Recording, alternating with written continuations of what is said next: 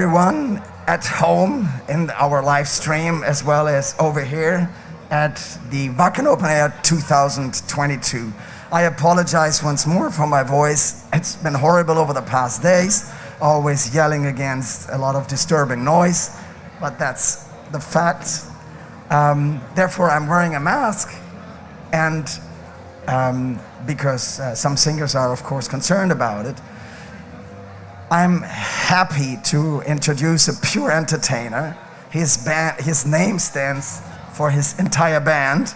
He's also a radio host and an outspoken columnist. I bet a lot of talk about with Danko Jones. Please welcome Danko himself.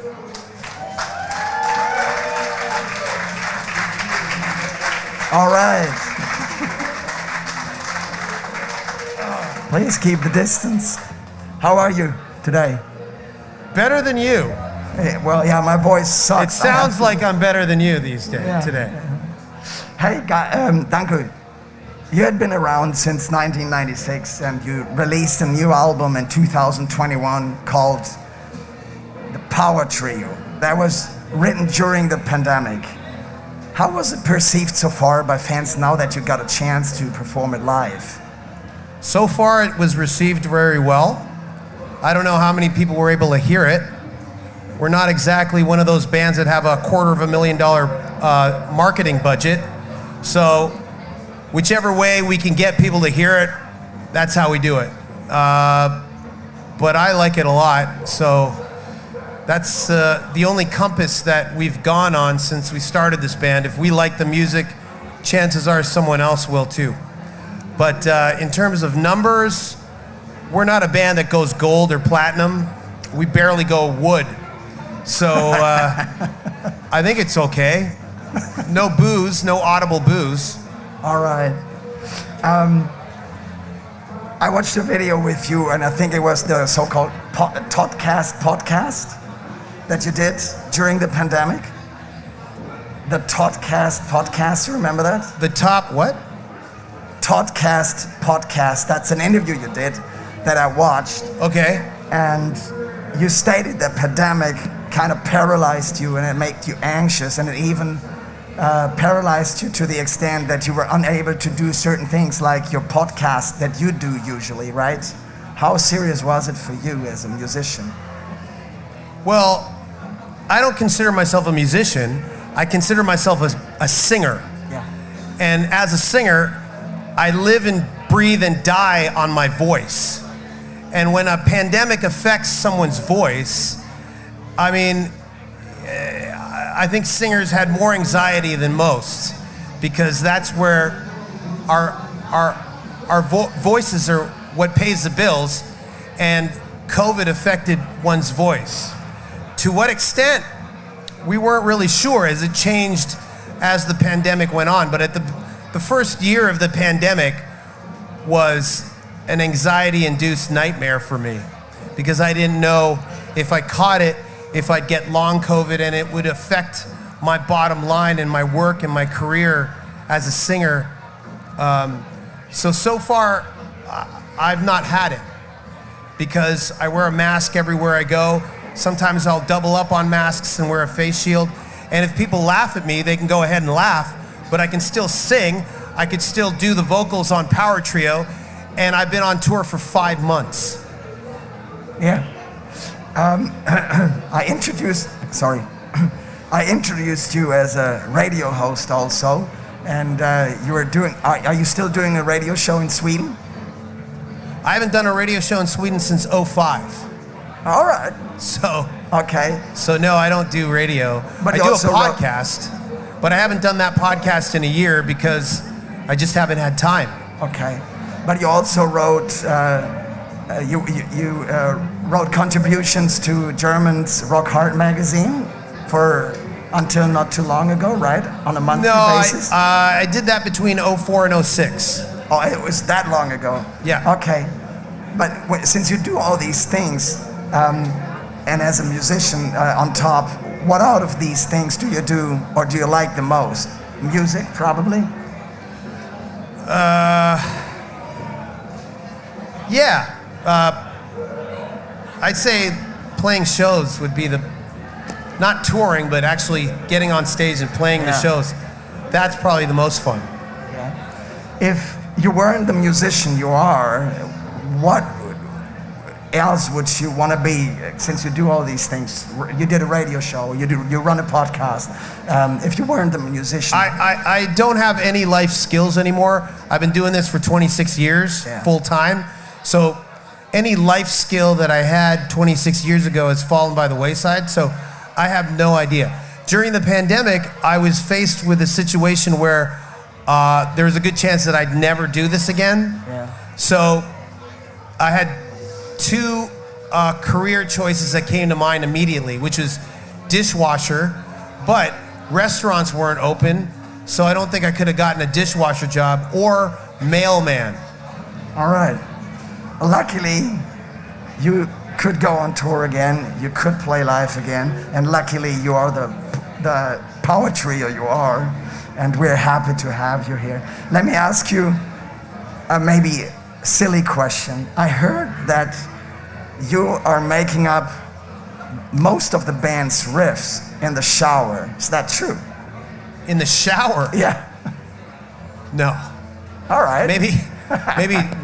Maybe one or two or three songs. Okay. But not at all. Okay, maybe there was just a fun answer in one of. Maybe it was in reference to a particular song. Okay. But I can't remember what song it was. Yeah. We do have 10 studio albums and 3 compilation albums, so that's 13 albums of original material. I've lost track. All right. New album is called Power Trio. We've got some examples down here. How long did you songwrite for Power Trio, since you probably had a bit more time? Yeah, that was also one of the things. We wrote that during the pandemic, but we wrote it separate, like from one another, even like rehearsing it. We just sent files to each other, which was the first. We usually write in a room together. So I thought it turned out amazing, considering the circumstances. And that was, the process started a little before the pandemic, so around February. And then probably July or August of 2020, we pretty much signed off on all the songs that were going to make the record. So despite the pandemic, it was a rather luxurious situation that you did have a bit more time. In terms of time, yes. Yeah. Only. But also, I mean, for about a year and a half, I lived in a state of panic.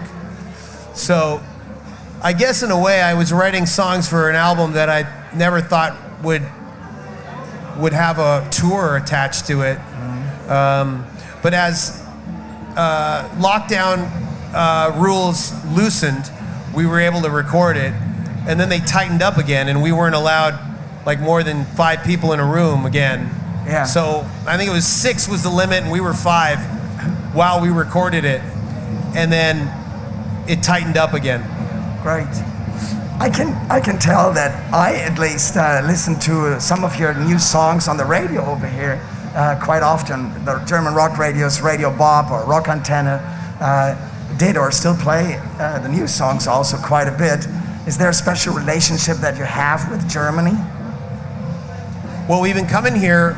First of all, Wacken's my favorite music festival to play. Right, yeah. I think this is the 6th time I've been here. Give it up! I've played here. In 2012, I spent 4 days here. The whole time of the festival I was here, because I spoke for 2 days. But I just stayed for 4 days, and they let me have run of the place.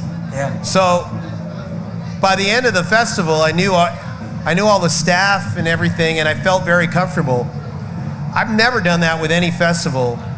I don't like the outdoors, to be honest with you. I don't like mud. I really don't like it. I like playing the shows and then getting the fuck out. Yeah. So Wacken, I spent 4 fucking days here, when usually I would spend 3 hours and get the fuck out. Yeah. So I like this festival a lot. And even people family members back home said, You spent 4 days at an outdoor music festival, and that just proves I don't have to prove anything more. But I like Wacken because of such a cottage industry it is. I think it's kind of cool. I like the selection of bands that they have, and I just like the whole vibe in general. And that's kind of proof, going back to your question, that I do like it here in Germany, and we've been playing in Germany since 2001, and we've always gotten a fair shake from German crowds. And I think the one moment that really sealed my affection for Germany was when we were on tour with the Backyard Babies in 2001. We spent 2 weeks in the UK. And it was an experience, let's put it that way. But after the UK tour, the last show was in London. The next show was the first show of a 2-week stint in Germany. And it was in Kassel, I believe. So we had spent 2 weeks in the UK. I was done, ready to go. And our first show in Kassel, I walked into the club, and there was a catering spread and just a very warm, welcoming feeling. And I was like, it feels good to be back in Germany. And ever since then, I've always been glad when I see German dates on an upcoming tour. Right. So yeah, I like being in Germany. Gotts, the old editor of Rock Hard magazine, gave me my first column to write, and that spurned in 2004, and that spurned me to write, which eventually became my book that I came out in 2018. Yeah. So I really credit Germany to being where I got my start to writing, taking writing seriously. So those are a few points just off the top of my head when it comes to Germany. Yeah, and as for Wacken Open Air, do you get to see any other bands here while you're here? Not today. I'm only here for today, and well, basically, by default, I would say my favorite band of all time is playing on the same stage we're playing, which is Death Angel. I've been a Death Angel fan since their first album, Ultraviolence. Mm-hmm. I went to their autograph session when I was in grade 10. And I've, since 2004 or so, 18 years, I've known the guys. And I'm looking forward to seeing them today. We're old friends with Lucifer as well.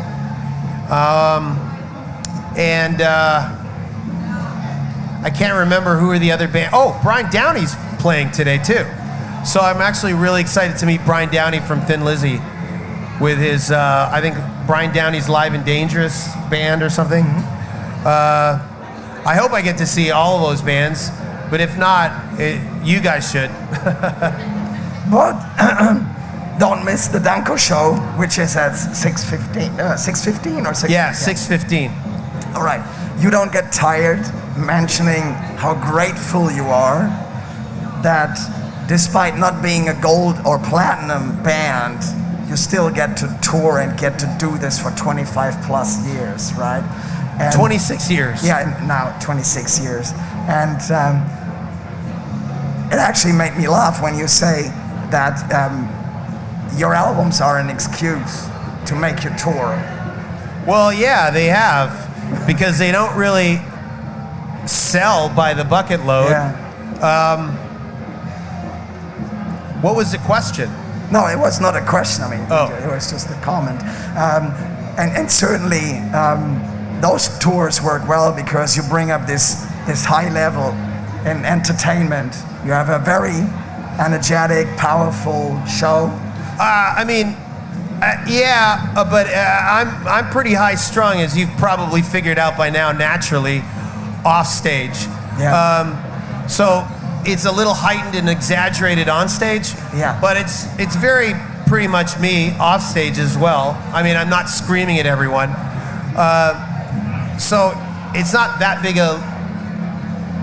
a leap or getting into character, or it doesn't take that much energy to bring high energy to the stage for me, is what I'm saying. Okay, I was actually thinking it's an alter ego that you bring up on stage. I mean, off stage you're grounded. Alter ego in the sense that, I don't scream at people off stage. Yeah. At least not anymore after a few years of therapy, which is true, by the way.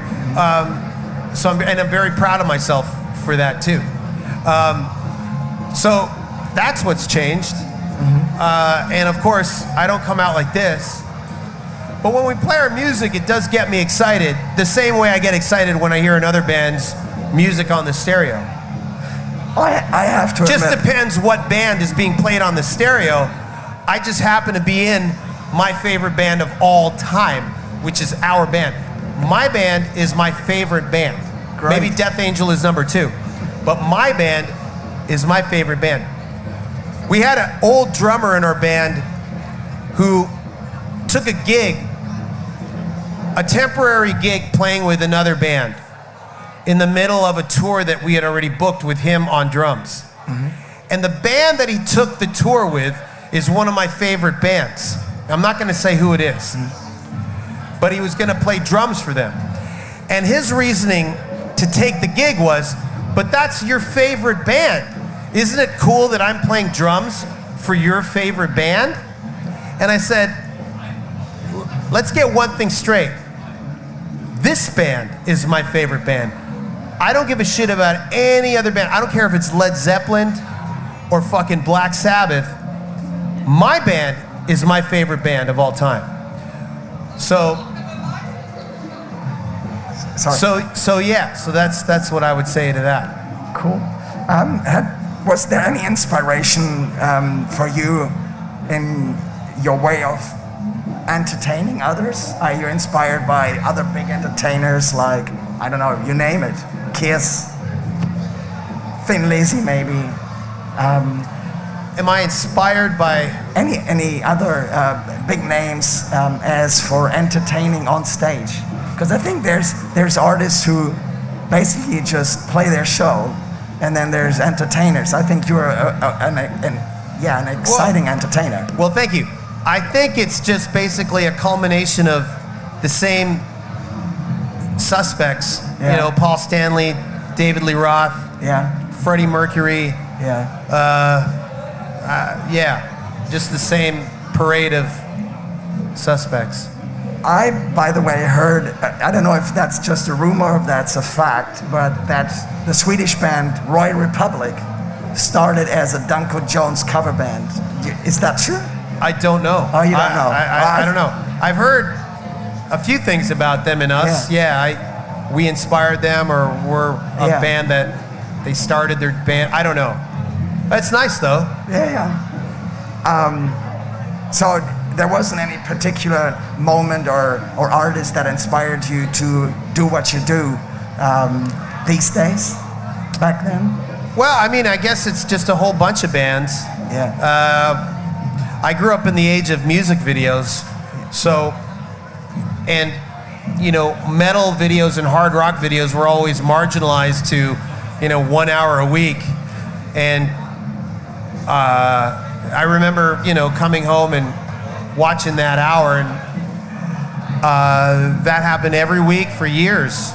And, I think those are the moments where I kind of, subconsciously had them filter in as an influence, I guess. And then 26 years later, after founding the band, you're here. We're happy to have you here. You're promoting your new album, Power Trio. And I would like to take the opportunity to raffle off these nice prizes that you donated. What I often do here with the audience, I do a little trivia game, and I give away free drinks. Okay. And in this case, it would be your album. Would you be up for asking the audience 2 or 3 rather simple, maybe rock trivia questions? Sure. All right, if you have one. Who wants to have an album by Danko Jones? Come on. We'll give away this album as a CD or a vinyl. So Danko is asking you some trivia questions, and then whoever knows the answer. All right. What is the city where we're from, basically? Yeah. Someone Who yelled first? it out. Is it a vinyl or a CD? All right. Keeping it real. There you go. Vinyl's only for hipsters. Keep it real. You got another one? What is the name of our new album? That's right. She was first, right? I saw her first, dude. Sorry, man. It was her, right? Yeah, she got it right. You want a CD or? All right. Hey, if you really want the vinyl, don't let me stop you. I'm a vinyl fiend as well. I think we even have 2 more CDs and 2 more vinyls if you're All right, after our band, what's my favorite band? It was him, right? I don't know. I'm not going to call it because there's 2 people. I heard it from this I guy. think they both should get one. That dude, the Sabaton shirt dude, and then that lady with the right. battle vest. Hey, we got plenty of products, so maybe both of them. We have plenty of product. That is true. I mean, like 2 CDs and 2 vinyls. So you can choose whatever you guys want, CD or vinyl. All right. Wow. We got 2 more vinyls. Who wants some vinyl? The vinyl craze is an inflated bullshit story. Nobody even likes vinyl. Oh, come on. Well, the proof is in the pudding. Nobody has chosen the vinyl. You want to ask? You want me to keep asking? Yes. Okay. Yeah.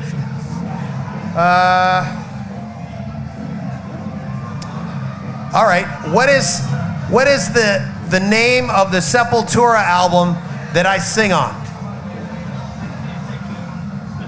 What is it? Chaos AD. No, man. I wish. Okay, I'll give you that. Who said Sepul Nation? That's true. Yeah, but it's not the album, but it's a song. No, I'll give it to you because no one's getting it. It's good for vinyl. There you go. And by default, we got to give this guy a vinyl copy too, because he's been shouting out answers since the start, man. Yeah. He's got them all wrong, but hey, that's what you get for trying. That's a nice gift. Sure. I should have signed it before you gave it out. That's true. You still want to do it if I take them back? All right. Okay. If you bring back the vinyl and the CDs, I'll get it signed. If you want it signed. It actually goes down in value if I sign it. Just a warning. Yeah. I think he's going to gather it because of COVID. All right. Come on. Keep the distance. Yeah.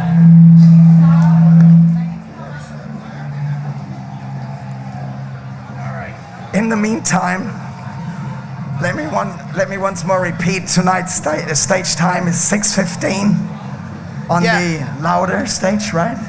So, I just want to say an observation here. How long have you been doing this year? Interviewing bands and everything. I never do this. I only do this at Wacken. Yeah, but for how many days have you been doing this? Since Wednesday. What day is it today? Saturday? Saturday, yeah. So, here's my thing about how people have no sympathy for singers. When we go out for weeks at a time, screaming our fucking balls off every night for 30 to 90 minutes a night. We do it for weeks. There should be some form of sympathy and leeway to all heavy and hard rock singers out there. You've been doing this since Wednesday in periods of blocks of time. For how long? Like from early afternoon through early night. Right. And half the time you're doing it, the other person's talking, right? Yeah, and then I entertain these folks here and okay, I'll give you that. Trivia, pop quizzes. Okay, I'll give you that. Scream at them, Wacken, and they repeat. I'm not a trained singer, so I shouldn't have. Well, neither am I. Well, but I'm just saying, yeah. It's a good example. It's a good time to just prove as a singer who has his voice at this moment to let everyone know that this is what happened. This is our greatest fear on tour from the beginning of the tour till the second last show of the tour. The last show of the tour, we don't give a shit what happens to our voice, and we usually blow it out. But from the beginning of the tour to the second last show of the tour, this is our nightmare. And that is why I wanted to point it out. I'm completely with you. So I have this show tonight, but then I have 6 days to recover till the next festival we play in Belgium. So for me, I'm not worried about losing my voice, but I am worried about getting any sort of cold. The moment a singer gets a cold, their singing goes down at least 40%, if not 60 to 70%. And I got to do high notes tonight, and I don't know if I can make them, but I'm hoping I can. I have a bit of a cough and a cold myself, so I'm not where you're at right now, and I don't want to get there. No, you better not. But this is the nightmare that singers always have to go through. Just wanted to point that out. Because singers get a bad rap for being divas, right? And the guitar player and the drummer and the bass player and the keyboard player, they can all get colds and coughs and they can still perform. At 95 to 99% of their regular capacity, but not the singer. I know. And it is my fight to let everybody in the world know that, because nobody understands. And before, there you go. Thank you. Before the pandemic, I carried at least 3 N95 masks in my backpack wherever I went. So when the pandemic hit, I had 12 to 15 N95s at home. I was fine. But that's only because I always carried them. Because Murphy's Law, I always sit beside someone who has a cough or a cold in the airplane, and I have to switch seats with some of my bandmates and crew. Murphy's Law, I always sat beside them. So I'm very sensitive about this. And during COVID, there's been a whole bunch of a movement about, oh, who cares about masks? I fucking care, because I sing for a living, and I cared before the pandemic. So I'm just saying that. It's quite reasonable, absolutely. Hey, before we come to an end, can you maybe just wrap up what's up next for you? You said you're going to play a festival next week, but are there any other, maybe already new record plans for you, or what's in the pipeline? Yeah, we've already started writing the next record. We actually were in sort of a pre-production rehearsal last week in Stockholm. We went to a studio and we just demoed some ideas. I don't know if they'll make the record, but I'm sitting pretty happy with where things are and how things are sounding. It's pretty promising. I mean, pandemic or not, we're a band who've put out an album on average once every 2 years. And I'm actually surprised we were able to do it during the pandemic. The pandemic cut off our previous albums touring, and so we were just left to just write. And it kept us busy. But we're already thinking about the next record. It's too bad if this thing hits #1, or for some reason, things start going platinum and gold, well then it's gonna take a longer time. But it's every 2 years, because We just put them out, and I mean, that's what Motorhead did. We just watched what the guys in Motorhead did year in and year out. They never, you know, I think they went gold with Aces, that's years ago, and they never. Oh, the sound is off. No. Oh, the battery is off. Okay, but yeah, hey, guys, maybe that was a sign by God. I gotta thank you, Danko, so much, and also thank you for bearing with me and my poor voice. And yeah, all right, but. Yeah, but once more, I got to thank you for swinging by. We are happy to have you here. Any other time, don't be a stranger. Like I was saying, you scared the shit out of me I know, when we met backstage. This guy greets me with no voice. And you heard my fucking rant. It's my basic nightmare greeting me hello. So all cool now. I know. I'm staying away from this guy, but it's all good. That was a great interview. Thank you very much. Hey, Danko, we got to thank you. Thank you for swinging by. Tonight, 6:15. Don't miss Danko Jones on stage. Thank you so much. Thanks a lot for having me. Come by again. And don't forget, Death Angel are on at 11, too, so they fucking rule, man. I've loved those guys since I was 15. Hey, tell the others I said hi. I'll stay here. Cheers. Bye-bye.